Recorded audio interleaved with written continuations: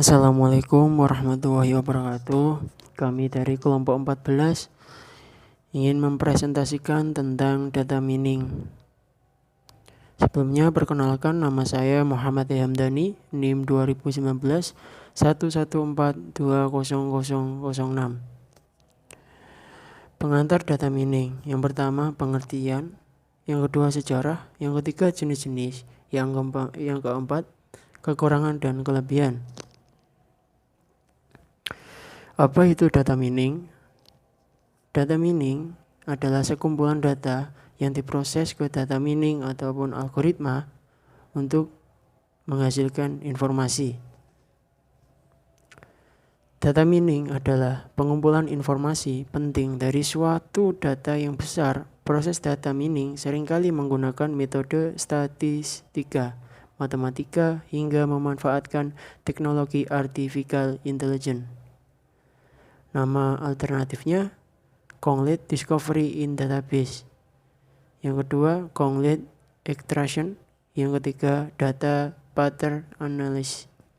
Yang keempat, Data Arkeologi. Yang kelima, Data Tracking. Keenam, Informasi Harvesting. Yang ketujuh, Business Intelligence.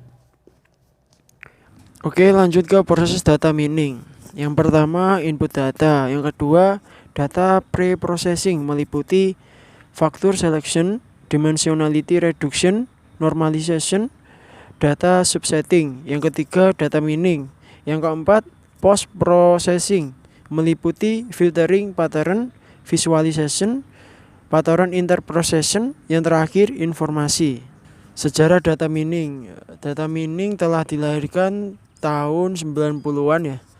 Data di bidang ilmu pengetahuan, bisnis, dan pemerintah. Kemampuan teknologi informasi untuk mengumpulkan dan menyimpan berbagai tipe data jauh meninggalkan kemampuan untuk menganalisis, meringkas, dan mengekstraksi pengetahuan dari data. Dan sampai sekarang, perkembangan data mining yang pesat tidak dapat lepas dari perkembangan teknologi informasi yang memungkinkan data dalam jumlah besar terakumulasi. Oke, selanjutnya akan dijelaskan oleh rekan saya. Perkenalkan, nama saya Rizky Alamsyah, NIM 2019 114200013. Di sini saya menjelaskan jenis-jenis data mining.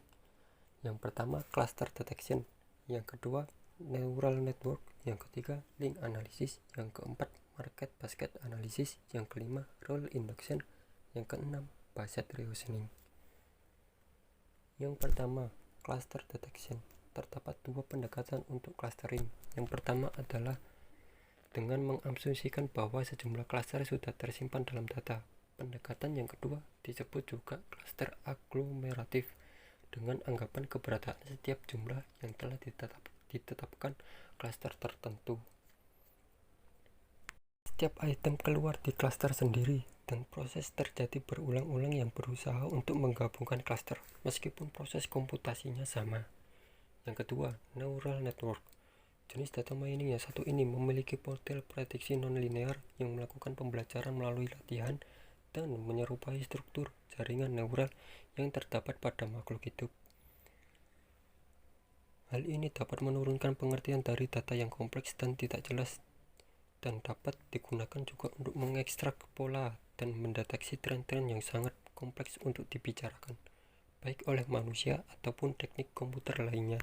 Ketiga, link analisis. Pada jenis ini adalah mencari dan membangun hubungan antara objek dalam kumpulan data, juga mencirikan sifat yang terkait dengan hubungan antara dua objek. Pada link analisis berguna untuk aplikasi analitis yang mengandalkan teori grafik untuk mengambil kesimpulan. Jenis data mining ini juga berguna untuk proses optimasi. Market basket analysis. Jenis ini mengumpulkan data yang digunakan sebagai objek penelitian pada masa data mining. Jenis market basket analysis adalah proses untuk menganalisis kebiasaan pelanggan dalam menyimpan item-item yang akan dibeli ke dalam keranjang belanjaannya. Pada jenis ini memanfaatkan data transaksi penjualan untuk dianalisis, sehingga dapat ditemukan pola berupa item-item yang cenderung muncul bersama dalam sebuah transaksi. Induction. Pada jenis ini, ekstraksi aturan sebab akibat dari data secara statistik, identifikasi aturan bisnis yang tersimpan di dalam data, cara berhubungan dengan induksi aturan yang digunakan untuk proses penemuan. Misalnya, pendekatan untuk penemuan aturan data mining ini adalah menggunakan pohon keputusan. 6. Based reasoning, sistem klasifikasi yang digabungkan dengan penalaran berbasis memori. Proses menggunakan satu set data untuk membuat model dari prediksi atau anggapan-anggapan yang dapat dibuat tentang objek baru yang diperkenalkan. Terdapat dua komponen dasar untuk metode ini. Pertama adalah kesamaan fungsi yang mengukur bagaimana anggota yang sama dari setiap pasangan objek satu sama lain. Kedua adalah fungsi kombinasi yang digunakan untuk menggabungkan hasil dari himpunan tetangga untuk sampai pada keputusan. Oke, saya lanjut. Rizky Fauzan untuk menjelaskan tentang kelebihan dan kelemahan data mining. Kelebihan data mining adalah membuat analisis suatu data menjadi semakin mudah. Pencarian pola baru atau tren baru bisa dilakukan dengan mudah sehingga bisa membantu mengambil keputusan di masa yang akan datang. Bisa memprediksi data tertentu sehingga bisa menganalisis apa yang harus dilakukan. Itu untuk kelebihannya. Untuk kekurangan data mining, kekhawatiran tentang privasi pribadi telah meningkat pesat belakangan ini, terutama saat internet berkembang pesat dengan jaringan sosial, e-commerce, forum, blog. Karena masalah privasi, orang takut akan informasi pribadi dikumpulkan dan digunakan dengan cara yang tidak etis. Potensinya menyebabkan banyak masalah. Informasi tentang pelanggan mereka dalam banyak hal untuk memahami tren perilaku pembelian mereka tidak bertahan selamanya.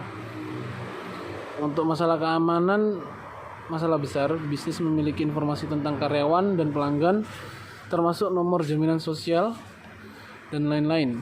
Ada banyak kasus yang hacker akses dan mencuri data besar pelanggan dari perusahaan besar seperti Ford Motor Credit Company, Sony, dengan begitu banyak informasi pribadi. Penyalahgunaan informasi